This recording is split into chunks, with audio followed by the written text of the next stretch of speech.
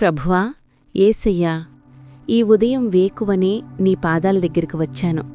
నా మనస్సు నిండా ఎన్నో బాధలు, కష్టాలు, ఎన్నో భయాలు, ఎన్నో కన్నీళ్లు ఉన్నాయి ప్రభువా.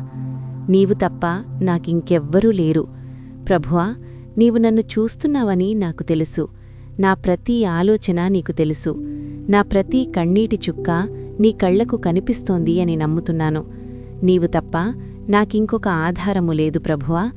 ఈ క్షణం నా హృదయాన్ని నీ చేతుల్లో పెట్టుకుంటున్నాను ప్రభువా. నన్ను పూర్తిగా మార్చు తండ్రి. నా బాధలను నీ శాంతితో నింపు. నా భయాలను నీవే ధైర్యంగా మార్చు ప్రభువా. బరువెక్కిన నా మనసుకు నీవే విశ్రాంతినివ్వండి. విరిగిపోయిన నా హృదయాన్ని మళ్లీ కొత్తదిగా చేయండి.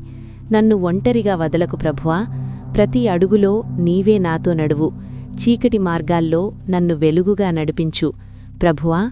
నాకేం కావాలో నాకు తెలియకపోయినా నాకు ఏది మంచిదో, ఏది అవసరమో నీకు మాత్రమే తెలుసు ప్రభువా. అందుకే నా జీవితాన్ని పూర్తిగా నీ చేతుల్లో అప్పగిస్తున్నాను. నా భవిష్యత్తును నీవే సరిచేయండి.